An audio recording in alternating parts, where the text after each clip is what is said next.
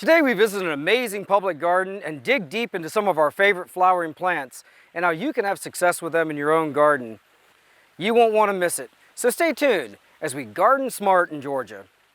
DRAM is celebrating 75 years of design and manufacturing of quality watering tools. DRAM products feature 9 water patterns and are designed to nurture your plants with a shower of rain. DRAM for lawn and garden, available at garden centers near you. Bring the outdoors into your everyday life. Bass Pro Shops can outfit all your adventures, even those in your backyard. Bass Pro Shops, your adventure starts here. Whether your idea of the perfect rose is a rambler, tea, shrub, or climber, Bear Advanced makes a rose care product designed to feed and protect them against insects and disease. Get more from the blue bottle. Hey there, little red blackbird. You sure are looking good.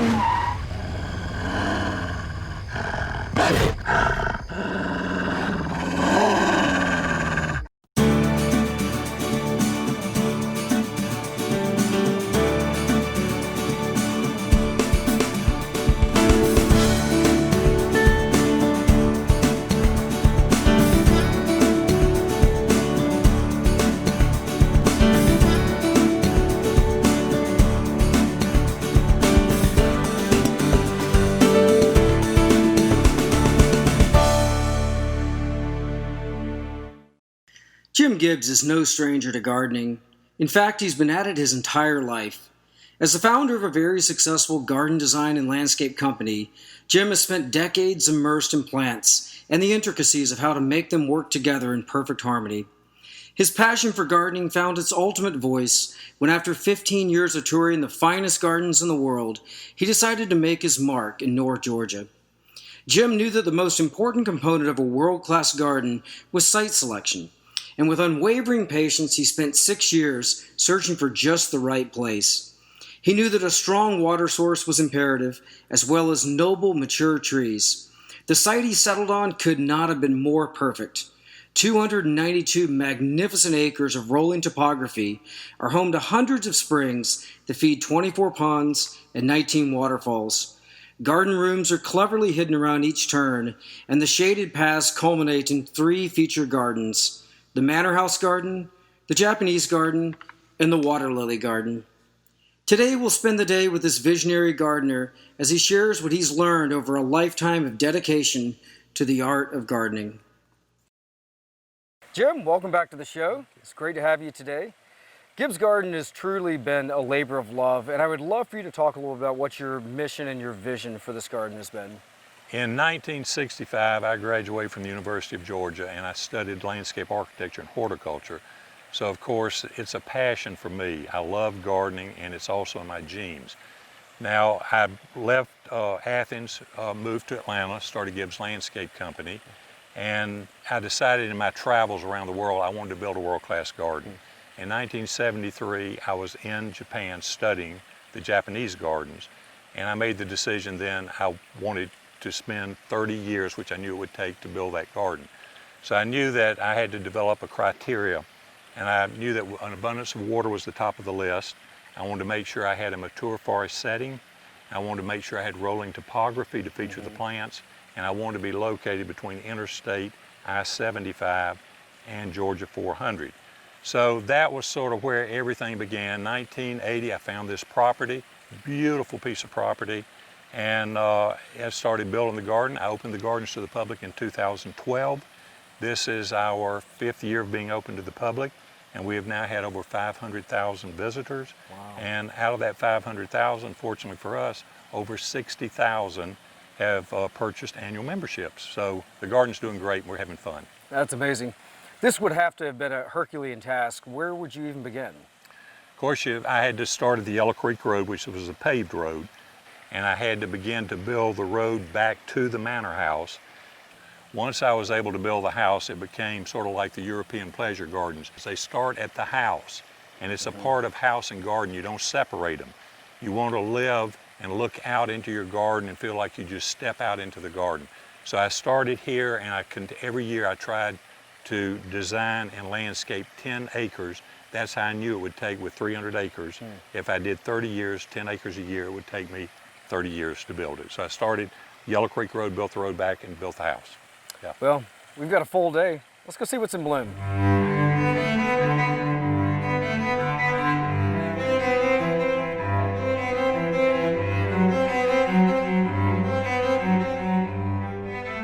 Hydrangeas are one of the most diverse and fascinating garden plants, and especially from a standpoint of season-long interest. There's so much flower power that we get out of hydrangeas. And your hydrangea garden here is an amazing collection that I think is very, very well constructed. We do have over 1,250 hydrangeas, and we have over 150 varieties, and they begin blooming in May, and they will bloom continually through the summer, and the last blooms will be probably in October, and some of them even in November. It's very important to integrate many different plants into a hydrangea garden, and as you've seen on many occasions, there are hydrangea gardens that in the winter look like a bundle of sticks. And it's why it's so important to have the evergreens and then other more structural plants in a hydrangea garden.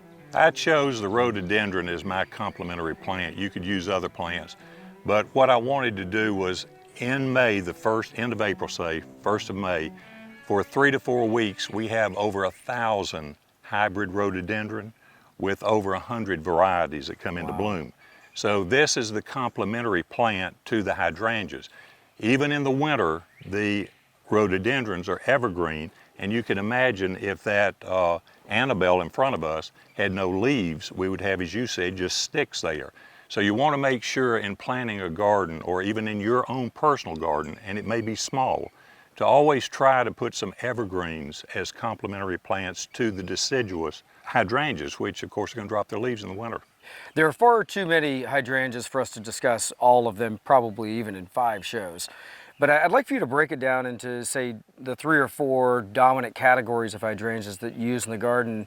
Talk about some of the ones you particularly like. Of course, starting in May, the first hydrangea to bloom would be the oak leaf hydrangeas, known as Hydrangea quercifolia. And there are many, many varieties of that particular hydrangea. What I like about it, it has a beautiful cone shape.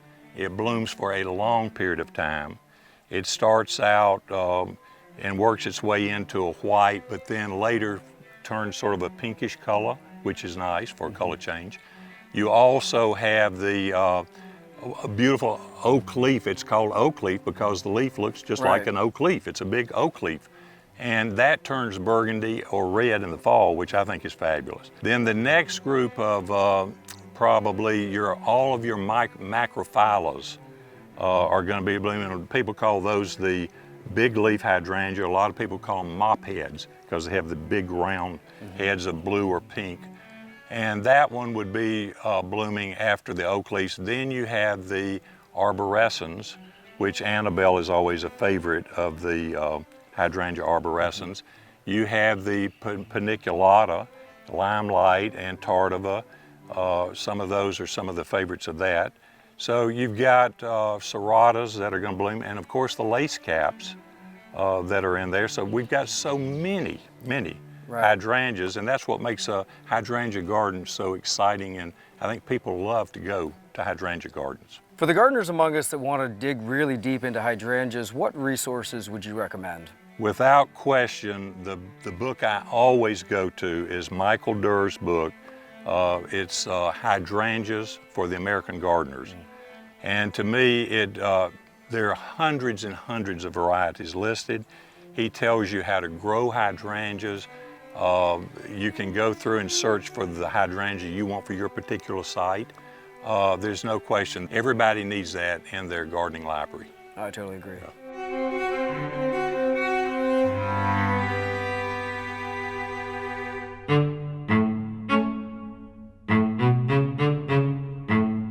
Jim, let's discuss growing hydrangeas and some of the things that we need to keep in mind. One of the questions we get all the time is, my hydrangeas are pink, I'd like them to be blue, or vice versa. How do we affect the color of hydrangeas? If they're blue, they're growing in acidic soil. If they are pink, the soil is alkaline. So if you want a pink hydrangea to be blue, all you would do is put aluminum sulfate around it. If you want your blue hydrangea to be pink, put some lime around it and it'll change colors. And it may take a little bit of time for the color to change. Just let the product sit there and it'll happen in time. Correct. Let's talk about pruning, because this is a question we get often. And hydrangeas, like azaleas and many other plants that bloom on older wood, can be a heartbreak of a plant if we don't get it right. Remember this, the macrophylla hydrangea, which is the big leaf hydrangea or the mop head, remember that hydrangea blooms on second year wood. Right. So you've got to know that. So many people will come into our visitor center and say, Mr. Gibbs, why are my hydrangeas not blooming? The first thing I say is, when do you prune them? And they say, oh, every year I do like I'm supposed to. I cut them back to the ground. Well, that's the worst thing you can do. You no longer have second year wood for it to bloom on. Let's say I have a hydrangea that has 9 canes. If I select 3 of those canes to prune out, those are old canes. I prune the oldest out. Right. That's leaving the other 6 canes to produce blooms. And you scatter them here and there through the plant so it looks natural. But you will always have blooms if you leave enough second year wood. So that's important. Well, it's a great tip also. It's smart to take out the oldest wood. That's where the greatest risk of disease and insect pressure is going to be. So it's a wonderful way to keep the plant clean, keep it healthy, and guarantee that we get blooms every year. Correct.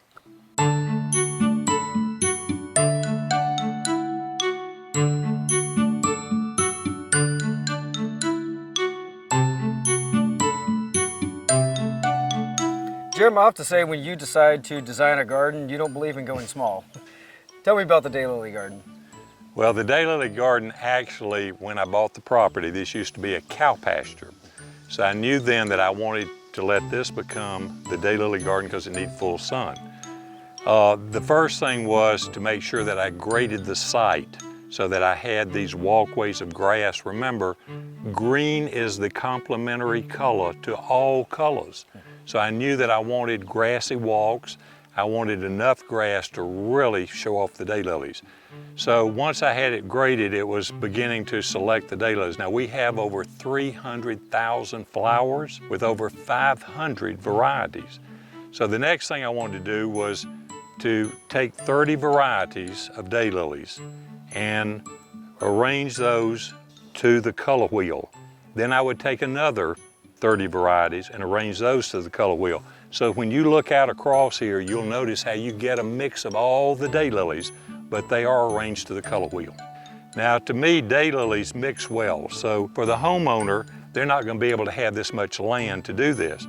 But if you buy daylilies and let's say yellow, orange, and red is your favorite color, you're going to probably select those daylilies. But if you mix them up, they look great. Any daylilies mix well in any kind of border.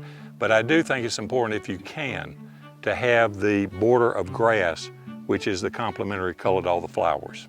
So this is a plant that we ideally want to use in bluffs or in larger plantings as opposed to specimen plantings of, I've got my red one here and my orange one over here, because it really shows off the incredible flower power of this plant.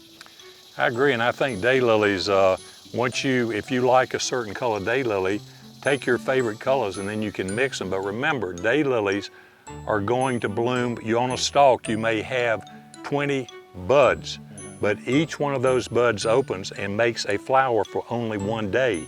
The next day, another bud opens and you get another flower. So you got to remember too, daylilies are going to bloom for about 6 weeks unless you get some of the repeat bloomers. Now those repeat bloomers will bloom over and over again, which people don't understand. And they're going to bloom like from May all the way through fall. And if you can put those on your front of your border, especially something that's 18 to 24 inches, and you can put something like Moon Traveler, and that's going to continue to bloom so you don't just have green foliage. Daylilies are a nearly bulletproof plant. That's why I love using them in the garden. There are very few things that we have to worry about from a standpoint of keeping them happy and healthy. But we should talk a little bit about fertility and then also when we divide them. We divide all of our daylilies from 3 to 5 years. It's easier to pull the divisions apart. Now the fertility on the daylilies, I think it's best if you fertilize them probably in March. 2.5 months later with a slow release fertilizer, and then 2.5 months later. And if you divide your daylilies in September, it's better because they're going to be well rooted for the winter so you don't have winter freeze.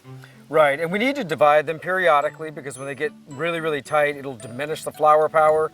And also it's a way to, you can start with a few daylilies and of course end up with thousands of them in time. So the plant's gonna be happier. And as you said, doing those divisions in the fall, I find it's also easier to locate where our plants are, to break them apart, instead of waiting until they're completely dormant. That's correct. And I think what you want to do with flowers, if you can share some with friends, it's always nice.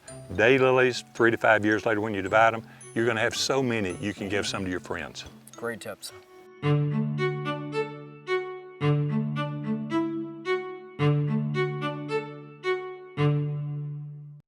There's so much that's going on in the world of daylily breeding, and every year there's amazing new cultivars that come out, and there's so many different options that the breeders have. The plants are relatively easy to breed. It's a tedious process, but there's so many different colors, so many different shapes.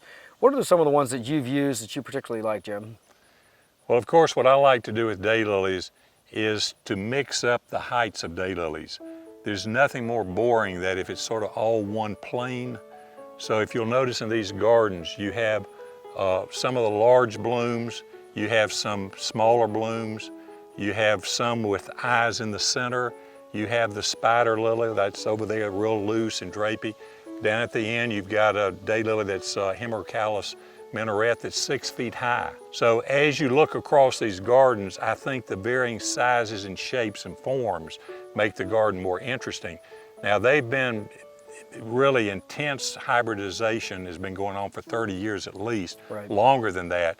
But these hybridizers are coming up with so many fabulous colors and color combinations, shapes and forms, and you've got the little dwarf varieties to the mid-size, to the intermediate, to the taller varieties. And that's why they're exciting, but you can look across all these daylilies and just think about what if that was one horizontal plane? Be boring. Right. But the daylilies are exciting today, and every year, remember, they bring up more and more introductions. Now, one of my favorites is Diana's pink gown because it has that beautiful pie crust border, and some people call it picotee, and Bill Waldrop hybridized that, and he named it after his wife Diana because it reminded him of how beautiful she was in her pink gown. So it's Diana's pink gown. But it's a beautiful daylily, but there's so many more like that with these hybridizers that you just got to go and look at each flower, and people say, oh, I like that one. But if your favorite flower color is there, you're going to say, no, I like this one better. So it's a fun garden to go to. Everybody likes to walk in the daylily gardens. They enjoy the beauty of it. It's something that keeps that plant really exciting to me. I think every year there's going to be this wonderful competitive sense that the breeders have of, who's going to put out the most beautiful daylily. And then for us as plants people, being able to look at everything that's out there, and every year it's a ton of new plants, and select that particular gem that we love for our garden. Exactly, that's what it is.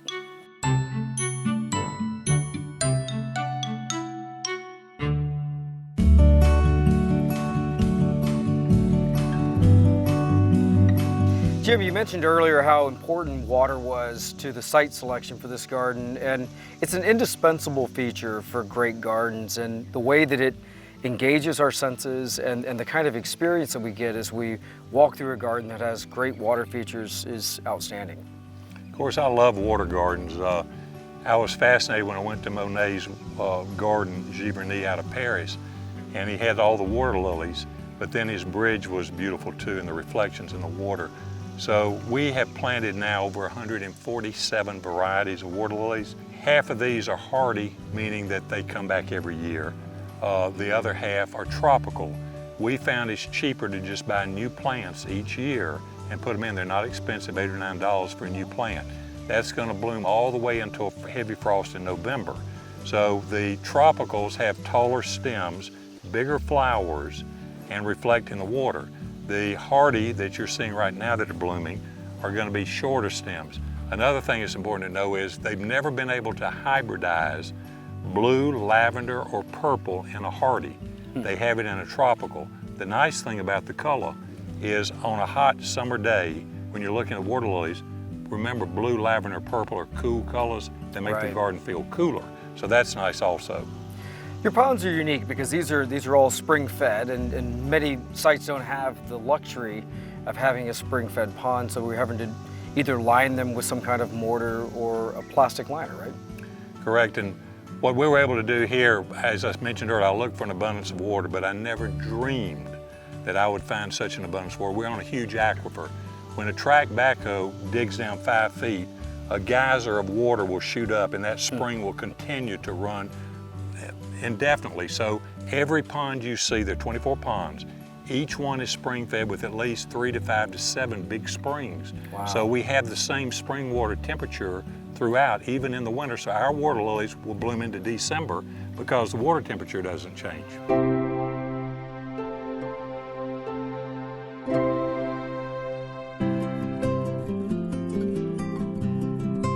Water gardening opens up a whole new palette of plants to the gardener, and for many gardeners, we're not as familiar with aquatic plants. I know it's not a category that I garden in very often, and so picking the right plants for your water garden can be a little tricky. Well, of course, what we've done here is to make sure that we have a mix of hardy and tropical water lilies. So the hardies will begin to bloom in May. They're going to bloom all the way through September into October. Tropicals we don't plant here until June, and they're going to bloom all the way November, December unless we have a heavy frost. So with the spring water, it stays at a constant temperature, so we can have flowers longer than any other ponds because it's all spring fed. Certain aquatic plants can be garden bullies. They want to get a little aggressive. How do you mitigate their space? Each water lily is planted in a container. That way it's easier for us to fertilize each plant. We do it once a month, and we're able to make sure that those water lilies stay in the container. You've seen ponds, I'm sure, where the water lilies take over the entire pond. You don't even see water. You don't see any reflections. Now, with the containers, we're able to plant the hardy and the tropical and always see reflections of the flowers and the pads in the water. If I was a home gardener and I had a small space or maybe a patio garden and I wanted to get into aquatic gardening, what kind of plants would you recommend, and then how would I go about doing it? A lot of our clients have containers in their patio or in their small garden space. Of course, they're filled with water, and they actually plant the tropical water lilies or hardy water lilies. They plant the marginal plants like the purple pickerel, Japanese iris, anything that's a water-loving plant.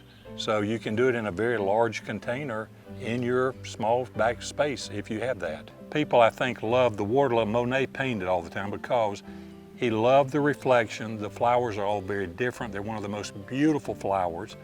And you just got so many different colors to choose from, so everybody gets to pick their favorite color again. Jim, thank you so much for sharing the day with us. We've learned so much, and of course, it's always a treat to visit Gibbs Gardens. Thank you so much. It's been my pleasure. Thank you.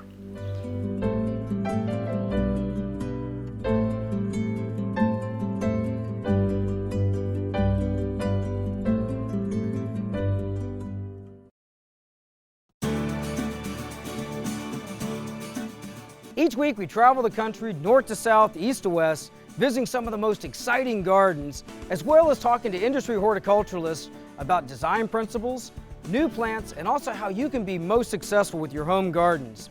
We also love answering your gardening questions, so visit us on the web at GardenSMART.com.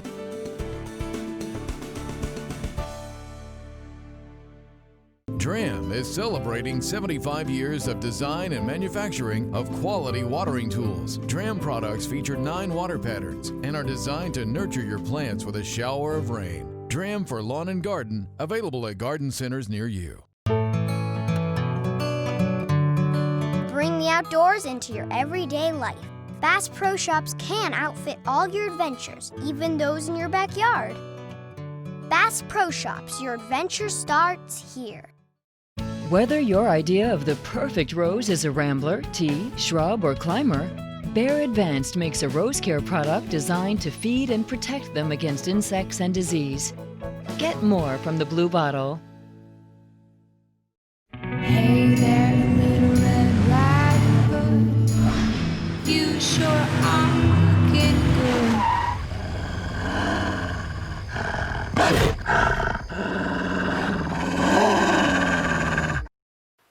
Jim Gibbs is a thoughtful gardener and a wonderful plantsman, And today he shared over 3 decades of his hard work with us.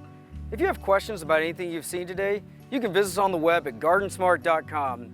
You can also like us on Facebook and follow us on Instagram. And remember, even if you're a master gardener, there's always more to learn. So join us next week for more great gardening tips and ideas as we garden smart.